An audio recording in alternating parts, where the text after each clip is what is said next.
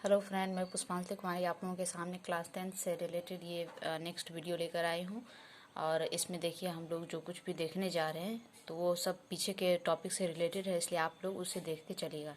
देखिए, जैसा कि आपका चैप्टर का नाम ऊपर देख रहे हैं, रासायनिक अभिक्रिया एवं समीकरण, क्लास 10 कॉर्नर में मैंने लिखा है। ये फर्स्ट चैप्टर है और फर्स्ट चैप्टर का आज जो टॉपिक हम लोग करेंगे उसके बारे में बता दे रही हूँ। रासायनिक समीकरण को अधिक उपयोगी बनाना, यानी कैसे केमिकल रिएक्शन को हम ज़्यादा यूजफुल बना सकते हैं। अभिकारक और प्रतिफल की भौतिक अवस्था की जानकारी भी हम लोग प्राप्त करेंगे कि भौतिक अवस्था की जानकारी कैसे दिया जाएगा। इसके अलावा ऊष्माक्षेपी ऊष्माशोषी अभिक्रिया की जानकारी हम लोग पढ़ेंगे। गैस के उत्सर्जन की जानकारी पढ़ेंगे। अवक्षेप बनाने की अभिक्रिया के बारे में पढ़ेंगे, कैसे अवक्षेप बनेगा तो उसकी जानकारी रासायनिक समीकरण में हमें मिलेगी।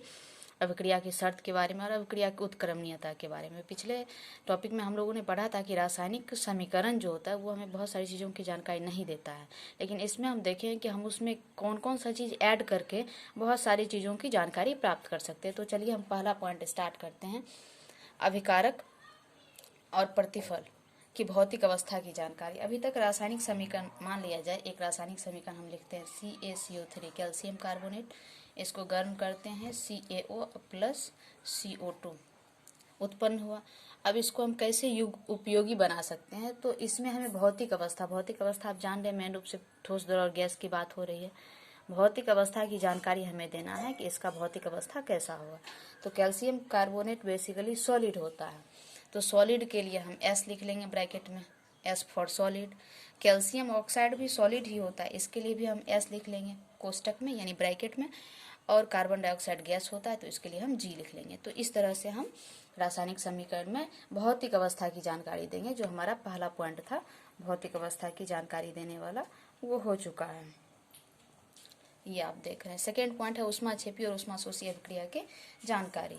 तो अगर अभिक्रिया ऊष्माक्षेपी और ऊष्माशोषी होगा तो उसकी जानकारी हम कैसे देंगे, तो उसके लिए भी हम लेकर आते हैं।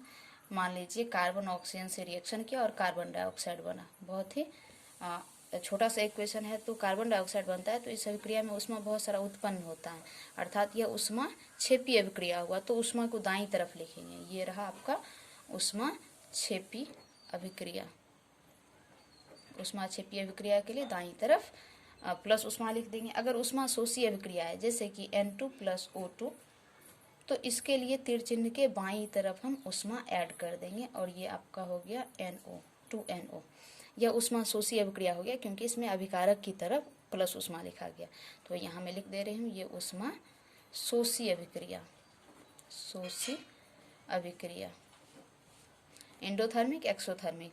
तो ऊष्माक्षेपी और ऊष्माशोषी अभिक्रिया की जानकारी हम कैसे देंगे। अब है गैस के उत्सर्जन की जानकारी। अगर किसी रिएक्शन में गैस का उत्सर्जन हो रहा है तो फिर उसको कैसे दिखाया जाएगा, तो ये हम पहले भी चर्चा कर चुके हैं, लेकिन फिर भी आप देख लीजिए।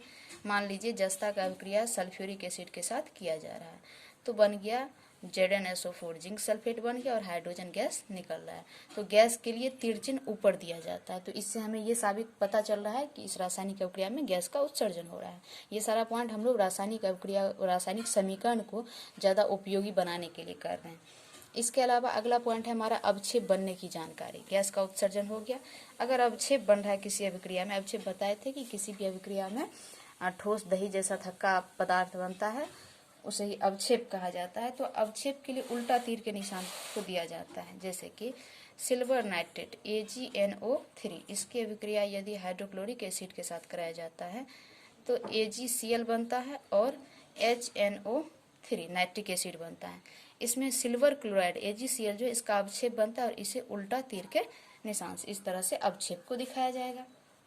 इसके अलावा अब है अभिक्रिया की शर्तों की जानकारी। ऊपर देखते हैं, अगला पॉइंट हमारा है अभिक्रिया के शर्तों की जानकारी। इस पॉइंट को हम देखते हैं। तो अभिक्रिया की शर्त क्या होती है, ताप, दाब, सांद्रण क्या दिया जा रहा है, वही अभिक्रिया की शर्त होती है। तो यदि हमारा अभिकारक, जो आगे हम लोग पढ़ेंगे तो ये चीजें देखेंगे,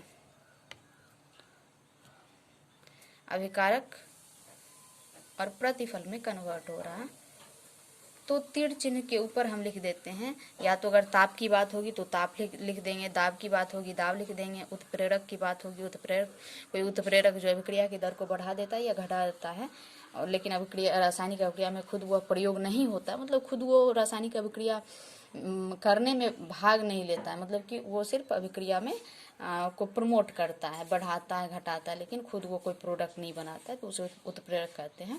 आगे देखेंगे एक एक करके। तो यह हो गया ताप, दाब, उत्प्रेरक, ये अभिक्रिया की शर्त होगी। तो अभिक्रिया की शर्त को तीर चिन्ह के ऊपर दिखाते हैं। इसके अलावा अगला एंड लास्ट पॉइंट हमारा था अभिक्रिया की उत्क्रमणीयता की जानकारी। ये पॉइंट कि अभिक्रिया रिवर्सिबल है या इरिवर्सिबल है, उत्क्रमणीय है या अनुत्क्रमणीय है, इसकी जानकारी हम कैसे प्राप्त करेंगे। तो देखिए ये क्या बात होती है।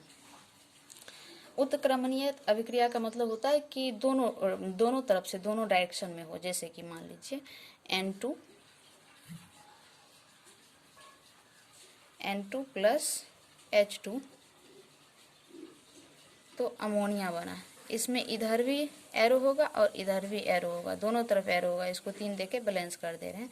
तो ये उत्क्रमणीय अभिक्रिया का सिंबल हो गया, यानी कि नाइट्रोजन हाइड्रोजन मिला और अमोनिया बना, और अमोनिया को अगर तुरंत नहीं हटाया गया तो फिर यह टूट जाएगा नाइट्रोजन हाइड्रोजन में। तो इस तरह की अभिक्रिया जो दोनों डायरेक्शन में होता है, तो इसको उत्क्रमणीय अभिक्रिया कहा था। तो अभिक्रिया की उत्क्रमणीयता की जानकारी। तो यहाँ हम लोगों ने ये देखा कि किसी भी रासायनिक समीकरण को ज़्यादा उपयोगी कैसे बनाया जा सकता है, किस तरह से हम बना सकते हैं। वंस अगेन हम लोग रिपीट कर लेते हैं, रासायनिक अभिक्रिया को कैसे उपयोगी बनाएंगे। तो यहाँ हम देख रहे हैं कि अगर किसी अभिक्रिया में कोई चीज़ ठोस है, द्रव है, गैस है, तो उसके लिए सॉलिड लिक्विड गैस का प्रयोग करेंगे। जैसे यहाँ कैल्शियम कार्बोनेट सॉलिड है तो S दे दिए, कैल्शियम ऑक्साइड सॉलिड है तो ब्रैकेट में S दे दिए, S for solid, solid means ठोस। कार्बन डाइऑक्साइड गैस है तो गैस दे दिए। दूसरा पॉइंट हमारा था कि अगर अभिक्रिया ऊष्माक्षेपी या ऊष्माशोषी तो हम कैसे पता करेंगे। तो अगर ऊष्मा दाईं तरफ हो, तीर चिन्ह के दाईं तरफ हो, तो ऊष्माक्षेपी अभिक्रिया होगा। अगर ऊष्मा तीर चिन्ह के बाईं तरफ हो तो ऊष्माशोषी अभिक्रिया होगा। यहाँ मैंने लिख भी दिया है। इसके अलावा अगर अभिक्रिया से गैस का उत्सर्जन हो तो उसे तीर के निशान से ऊपर दिखाया जाता है। अगर अभिक्रिया में अवक्षेप बन रहा तो उसे तीर के निशान से नीचे दिखाया जाता है। अभी अभिक्रिया की शर्त जो भी होता है उसे तीर चिन्ह के ऊपर लिखा जाता है, जैसे ताप, दाब, उत्प्रेरक। और अभिक्रिया अगर उत्क्रमणीय हो तो उसे इस तरह से दिखाया, उत्क्रमणीय अभिक्रिया। और अगर अनुत्क्रमणीय होता तो सिर्फ एक सिंगल एरो होता। तो चलिए फ्रेंड, आज का ये टॉपिक कंप्लीट होता है और आई होप कि आप लोग को अच्छा लगेगा। तो आप लाइक, शेयर और सब्सक्राइब कीजिएगा। Thanks a lot.